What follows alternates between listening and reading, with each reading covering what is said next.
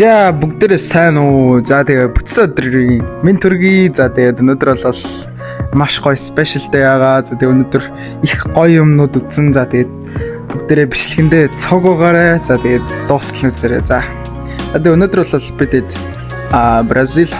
Бразил улсын Сан Паулогийн хот руу явна. За тэгээд энэчнээс бидэдийн байрлаж байгаа хотоос Сан Пауло маань бол яг 2 цагийн зайтай юм билээ. 230 минут. За Бразилд бол мэдээч төгжрөл бол жоохон байд юм бэлээ. Жоохон ер нь бол харсан замдаа. За тэгээ бидэд бол 2 цаг явахдаа ер нь ихэнх нь унтаа явсан. Би бол нэг хальт унтаал хальт цэрээл явсан.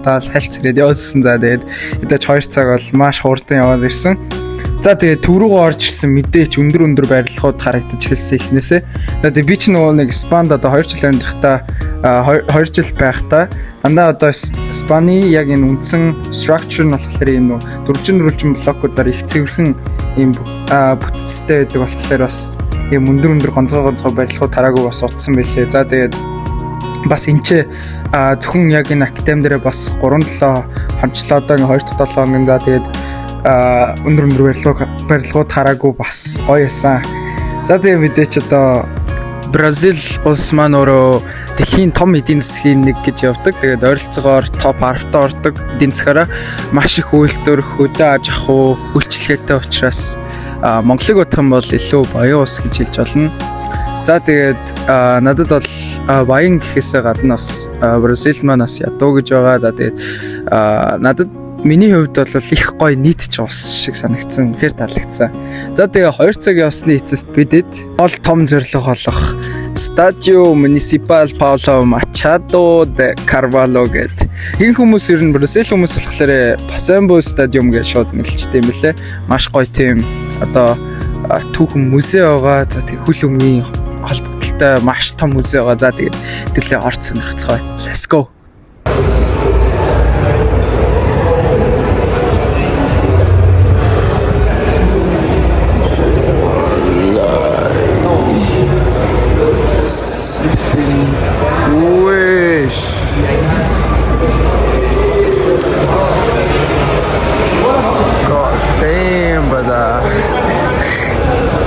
За би бол зүгээр орж ирээ зүгээр соёлын шок болсон. Яа тэгэхээр ерөөсөө ийм яг стадиум ийм музей бол үзэж байгаагүй амьдралтаа. Дандаа нөгөө нэг яг дайны олдуур одоо тийм түүхэн музейнууд үзэжсэн болохоос яг үүндээ бол ийм яг хөлбөмбөгийн холбогдлолтой ийм музей үзэж байгаагүй. Тэгээ анх удаа үзсэн болохоор амар тэгэж үнэхээр гайхсан. За тэгээд гайхаал яваад байсан. Яг өндөө бичлэг хийж байхдаа өөрөө нүдэрээ хараад гайхаал ваа л яваад байсан. За тэгээд сүүлд нь бол бичлэг хийж дуусчаад бүгдийг нь яг нэг бүрчлэн гоё уншиж тухтаа үзсэн. За тэгээд багшаасаа нэг юм асуусан. За энэ яг юу юм бэ гэд. За тэгээд маа багш одоо тайлбарлаж өгөн за. A World Cup, but I don't know which World Cup is.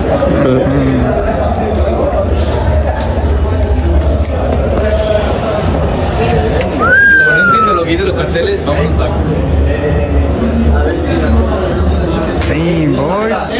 What? Cup of 78. Huh? 1978. En Argentina. Gana la Argentina en final contra Holanda. Recuerdo un anécdota. Johan Cruyff no fue a esa Copa del Mundo porque en el 74, 4 años antes, había ido con otra mujer y su mujer no lo dejó ir al Mundial de 78. Okay, I get it.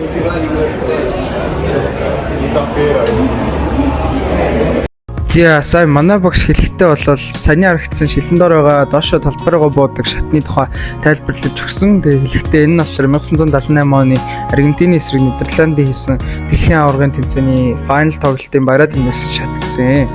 За тэгээд бас мөн энэ музейн талаар товч тодорхой тайлбарлавал нэгдсэн он нь болохоор 1940 онд нэгдэхдээ анх 70,000 орчим хүн багтаамжтай байсан. Тэгээд тухайн үед Өмнөд Америкийн хамгийн орчин үеийн стадионуудын нэг байсан юм байлээ. Тэгээд энэ музей нь болохоор 2008 онд нэгдсэн бөгөөд стадионы трибуны доор байрладаг нийт талбай нь 6900 м квадрат. юм лээ. Тэгээд Бразил бол ер нь дэлхийн хөл бөмбөгийн түүхийг харуулдаг үнэхээр нэр хүндтэй алдартай музей юм лээ.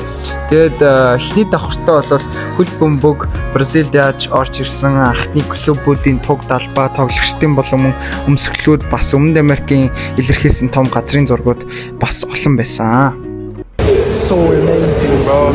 This whole stadium is about South America. The museum, so like look at it, bro. Like everywhere, everything is about football. Wow. And every wall, everywhere, just everywhere. Now we're up to the second floor. The first floor, like everything about like just the starting, okay? You're gonna see. Alright, let's go. Keep going, man. За энэ хан дээр харагдж байгаа энэ олон багуудын туг. За ингээд анх яг орж ирэхэд зүгээр ингээд харагдчихсан. Өмнөд Америкийн яг одоо алдартай бүх жижиг одоо 1950-аас ахуулаад дээшээ өгсөд бүх багууд байгаа гэсэн үг. So we're on the second floor. Let's go, mate. Brazil. Wow.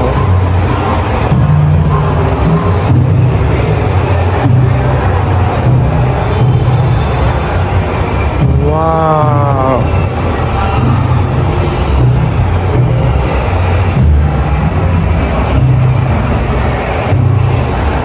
Ronaldo. Look at it, man. Wow, Marta. Damn. I really love that we have a football museum. Just imagine, bro. In every country, every city have own like traditional museum, but about football, bro, I love it here.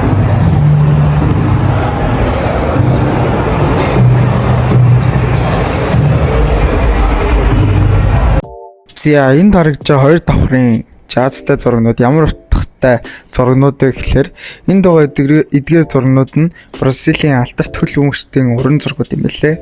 Тэгээ эдгээрийг жирийн зураг биш, урлагийн стилтэйгээр зурсан хөл бөмбөгийн домгуудыг илүү онцгой харагдуулах зорилготой юм билээ. Одоо энэ харагдж байгаа одоо энэ Joker хүмүүс шиг нэг гарааны 11 ч юм уу те нэг юм урлагтай холбож хөл бөмбөгийг илүү энэ нөгөө алдарт тоглогч нарыг илүү өрмөц хүмүүс шүү гэдгийг баттгсан юм билээ.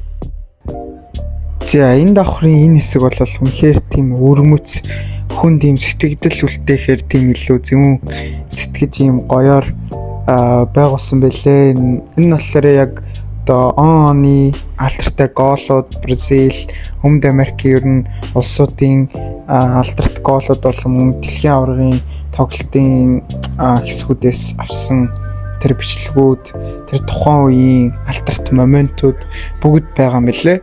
Тэгээд энэ бол үнэхээр гоё байсан. За тэгээд видеонуудын нэг нэгээр нүгдсэн. За тэгээд зарим нь бол алхасаа авсан. Гэхдээ үнэхээр гоё байсан. За одоо энэ жишээ нь харагдчихвэл 1950 онд болж исэн дэлхийн аварга Уругвайгийн эсрэг Бразил үтсэн. Тэгээд Бразил бол энэ тоглолтод 2-1-ээр хожигдсон. Тэгээд энийг бол бразилчууд үгдэг вэ гэхээр Maracana гэдэг. Maracana гэдэг нь болохоор стадиумынх нь нэр, харин Азо гэдэг нь болохоор Спайланд том цохилт гэж ирд юм л. Яагаад гэвэл бразилчууд өөрсдөө Уругвайг угаасаа хожно гэж бодсон байсан чинь 2-1-ээр Уругвайд хожигдож тэгээ Уругвай аварга болсон байгаа. Ийм түүхтэй. За энэ алдарт бодолтыг харж байгаа юм бол энэ бол 1964-65 онд аварга авч ирсэн Santos FC-ийн алдарт гарын үсгтэй Пеле Coutinho гин тоглогч нарын үед тоглож исэн яг тоглолтын өмсгөл гэсэн үг. Энэ тоглолтын ийм үн цэнтэй маш гоё өмсгөл байгаа. Гэхдээ яг хин гарын үсэг зурсан гэдэггүй. Гэхдээ үтэж Пеле бол зурсан гэдэгт би бол итгэлтэй байна. Тэгээд энэ үед ер нь бол Өмнөд Америкт бол Марадона, Пеле гээл яг л манайх харалтаар Рональдо, Мессиг шүтж байгаатай адилхан л байдаг байсан баг. За тэгээ мөн хоёр давхраасаа дамжаад цаатлынхаа хэсэг рүү одоо орох чинь. Тэгээд тэрнээс өмнө бол гадаах хэсэг бол үнэхээр үзэсгэлэнтэй харагдаж байсан. Бүр Гоёсан. Үнэхээр гоёсан. Vibe бол үнэхээр гоёсан. За тэгэхээр энэ хэсэг нь Бразилд хөл бөмбөг хэрхэн ихсэн түүхийг харуулж байгаа. За тэгээ би та нарын ер нь хөл бөмбөгийн Бразилийн мэдлэгийг илүү дэвшлүүлээд өгье. За тэгээ Бразилд хөл бөмбөгийг анх авчирсан хүн бол Чарльз Миллер юм байна лээ. Тэр Англид сурч байхдаа хөл бөмбөг тоог сурсан бөгөөд 1894 онд Бразил руу буцаж ирэхдээ хоёр хөл бөмбөгийн бөмбөг болон тоглолтын дүрм бас анхны хөл бөмбөгийн гутлыг авчирсан гэдэг юм лээ. Ингэснээрээ Бразилд хөл бөмбөг албан ёсоор тоглогдож эхэлсэн гэсэн үг. За тэгээ энд харагдаж байгаа хуучин бөмбөгүүд нь хөл бөмбөгийн эхний үеийн бөмбөгүүд бөгөөд хамгийн сонирхолтой нь штэ. Тэр үед бөмбөгийг арьсаар хийдэг байсан юм лээ.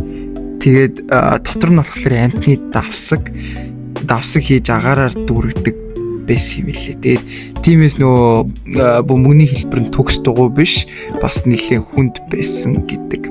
Тэгээд цаг хугацаа өнгөрөх тусам бөмбөгний технологи хөгжиж эхэлсэн. Тэгээд бөмбөг илүү хөнгөн, илүү бат бөх, илүү төгс дугуй хэлбэртэй болсноор энэ өөрчлөлт нь одоо тоглоомын хурд техник, тоглогчдын ур чадвар маш их нөлөө үзүүлсэн. Одоо харж байгаа ажил тийм ээ.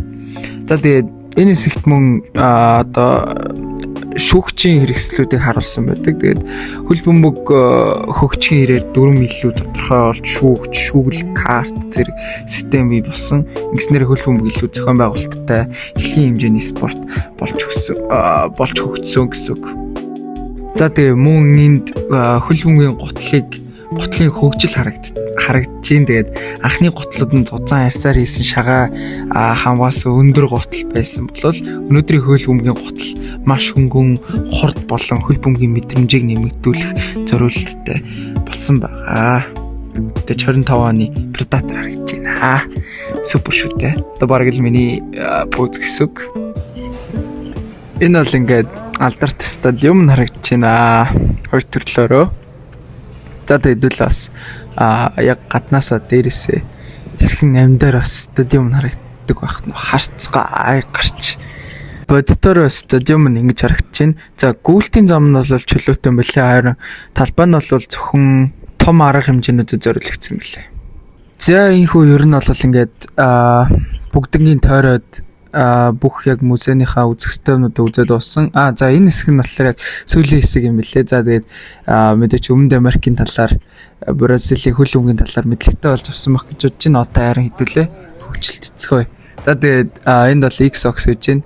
Лукас дээр бол нэг үтсэн. За тэгээд тэрний өмнө бол би бас хоёр хүүхдэд бол хоёулыг нь хоцсон уус X-Ox амархан хөлөөрөө тавсан.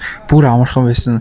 За тэгээд битээр бол шууд солгоо хөл болон нөгөөх нь баруул ашиглая гэж ярьсан. За тэгээд битээр бол маш удаан тоглосны эцэс тоглоом нөөрөө зогсоод тэгээд тэнцсэн байгаа.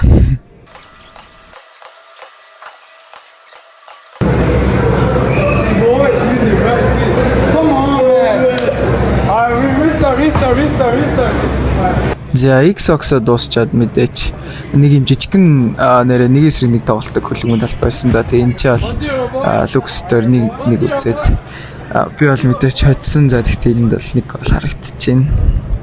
За энэ бол fair play суу. Хөгжилтэй байсан шүү.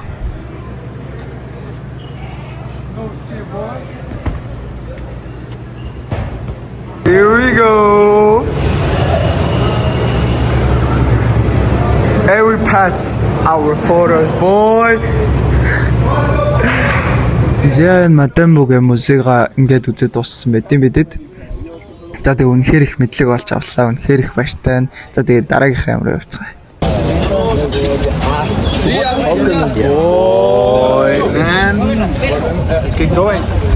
За тэгэхээр энэ бол Сан Пауло хотод байдаг Ibirapuera парк дотор байдаг Afro Brazil музей гэдэг. Энэ музей нь Африк гаралтай Бразил хүмүүсийн түүх, соёл урлагийг харуулдаг. Тийм. Дотор нь Африк урлагаас нөлөө авсан маш өвөрмөц уран зургууд, баримлууд байсан. Тэгээд анх ороход нөө заавар өгдөг хүн дотор бичлэг хийж болохгүй гэсэн болохоор зөвхөн зураг дарсан. Тэгээд энэ нөөрөө зохиогчийн өмчийн бүтээл болохоор тэгээд бичлэг хамаагүй хийж угаасаа болохгүй байх. Тэгээд үнэхээр өвөрмөц зургууд байсан. Тэгэд бидэд энэ Афро музей дотор нэг цаг 30 минут байжгаад гадагшаа гараад Ibira Pura гэд энэ том цэцэрлэгт амар том цэцэрлэг төрүүлээ мэс. Тэгээд энэ үгээр бүтэн бас алхаж цугаалсан. Тэгээ баг цаг орог алхсан тойроод алхаалаасан. Энэ хэсэг бол үнэхээр гоё харагдчихсан. Зүгээр цуг хөл өмг үнэхээр тогломоор л байсан. Гэхдээ бидэд бас нөгөө цагтаа бас амжихгүй яваадсан болохоор харахаас өөр сонголтгүй байсан. Гэрлүү гарахад одоо 2 цаг дахиад автуусдаг учраас. За энийг одоо нэр харьцуулах юм бол зүгээр манай Монголын цэцэрлэг төрөлөг зүгээр баг 10 нуглаа ийцэн байсан. Солиот. За энхүү багаар хэлсэн бүтсэн өдрийн самбаа улаатдайсан үнэхээр хөвгчлөлтэй гоё өдөр байлаа. За тэгээд энэ хоёр музейтэй бол ярих юм алга. За эхний музей хөл өмгийн музей бол үнэхээр гайхалтай байлаа. За тэгээд ийм гоё том боломж олгосон Марсет болон аав ээж хоёртаа зөндөө их баярлалаа. Зөндөө хайртай шүү. За тэгээд дараагийн бичлэгээр уулзцгаая. Пока чика guys.